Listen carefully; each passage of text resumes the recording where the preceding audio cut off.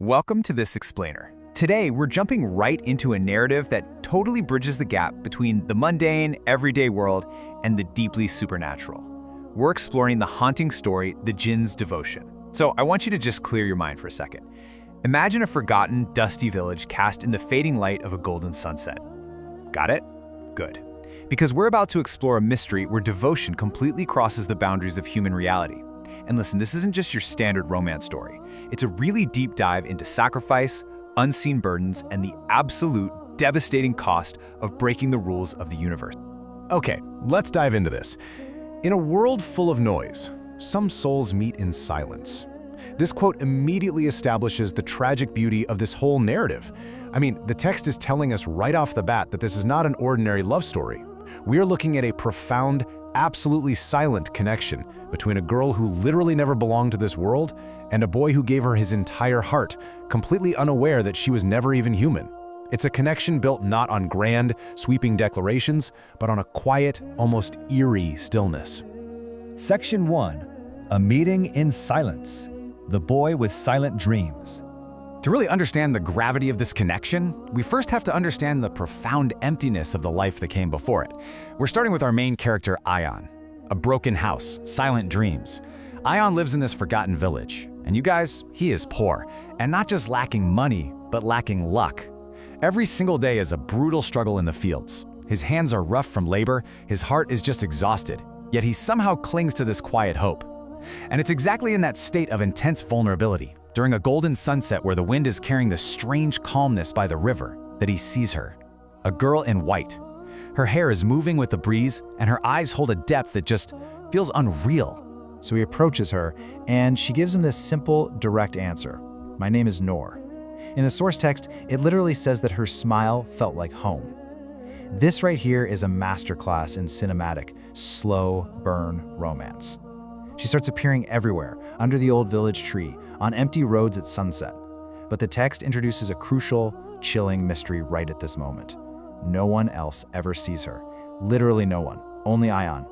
At first, he thinks it's just a lucky coincidence, completely blind to the fact that his safe new refuge is something entirely otherworldly. Section 2. The unseen protector. Changing fate. And this brilliantly illustrates how the dynamic between them shifts from mere companionship to something much more powerful and ultimately a lot more dangerous. Just look at this progression. From day one of meeting Noor, his life inexplicably transforms. Boom. By week 2, he's suddenly finding steady work. By month 1, he is gaining actual respect from the villagers who previously totally ignored him. By month 3, he is actually accumulating real wealth. His broken life is quite literally being pieced together. But, he never stops to ask why. He just happily accepts the healing words she offers when he's broken and the hope she provides when he's feeling lost. But here's the catch. While Ayaan is out there experiencing blissful daytime success, money, respect, comfort, the reality of how this is actually happening is incredibly dark. Every single night, Noor disappears into the darkness. And she isn't just going home to sleep. She is out there fighting unseen forces. She's silently battling literal evil to protect him and alter his fate. She's giving him absolutely everything, asking for nothing in return, and silently carrying the terrifying weight of his sudden good luck. Section 3. Discovering the hidden truth. The illusion shatters. Now, the warmth of the story abruptly ends right here. We shift from a comforting, ethereal romance to an isolating, ice-cold reality, and it all unravels with one very simple question. A friend looks at Ayaan, sees him talking to thin air, and asks, "Who are you talking to every evening?" Ayaan is confused, right? He replies, "Noor, the girl I love." And the friend drops the absolute bombshell. There is no one there. Wow, that single sentence is the ultimate catalyst. It plants a seed of doubt so incredibly deep in Ayaan's heart that he realizes he has absolutely no choice but to follow her into the dark to uncover the truth. Now, what's really interesting about this slide is the sheer dramatic irony of it all. For months, Ayaan's perception has been this dreamy, comforting romance. But when he finally follows her into the night, he is slapped in the face with a terrifying reality. He finds Noor standing entirely alone, whispering in a strange, ancient language. Her eyes are faintly glowing in the dark, and, most horrifying of all, her shadow does not look human. The illusion is instantly, permanently broken. Completely terrified, Ayaan shouts out, "What are you?" And with tears welling up in her eyes, Noor delivers the line that shatters his entire world. She says, "I am not human. I am a Jinn." She admits she wanted to tell him the whole time but was just too terrified of losing him. Suddenly, everything Ayaan believed about his life, his love, and his recent wild success feels like a massive, elaborate, terrifying lie.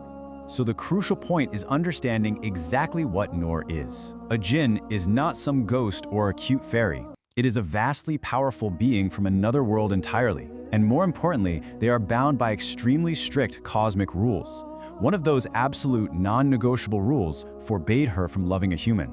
So Noor didn't just keep a little secret. She broke the fundamental laws of her very existence just to be near him. She stayed not because she had to, but purely because she wanted to. But Ayaan, he just cannot process this sacrifice.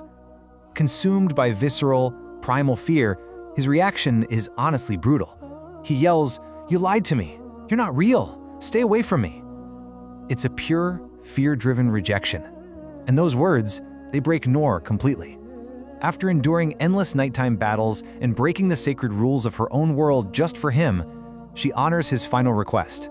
She disappears into the night, leaving him entirely, completely alone. Section 4. The final sacrifice. The price of breaking rules.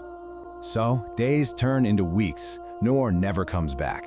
Ayaan tries to just go about his life, but this creeping, awful realization begins to set in. The peace, the warmth, the love, it's all gone.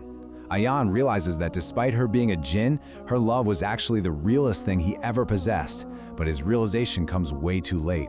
Because without Noor's unseen protection, his luck finally runs out. One night, those dark shadows she used to fight off, they finally close in. Unknown, sinister forces completely surround Ayaan. He's attacked, screaming into the void for a help that just isn't arriving, until suddenly, she is there. Let's move on and see how this builds to the ultimate climax. As the darkness closes in, Noor reappears, throwing herself right between Ayaan and the shadows. But she isn't that same powerful being from before.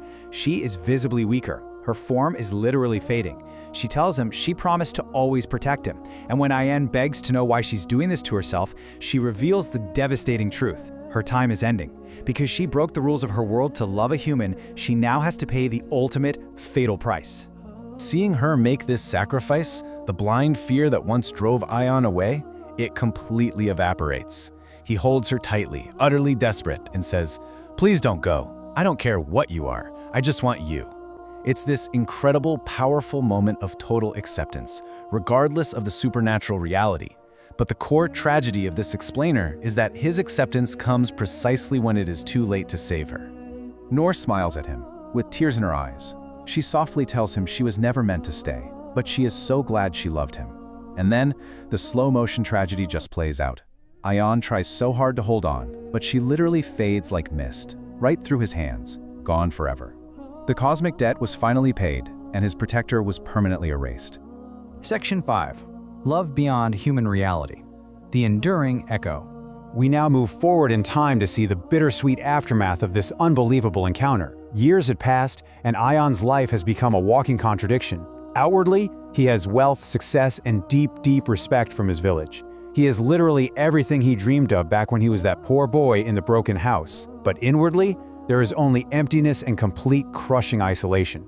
The wealth means absolutely nothing because the one being who gave him everything, who sacrificed her very existence to secure his future, is no longer there to share it with him. The source text leaves us with this really profound meditation on the true nature of devotion. Think about it. She was never human, but her love was more human and vastly more selfless than anyone else's in the story. So I want to leave you with this haunting question to ponder. If a love is not human, does that make it any less real? Think about what truly defines a connection. Thank you so much for joining me for this explainer.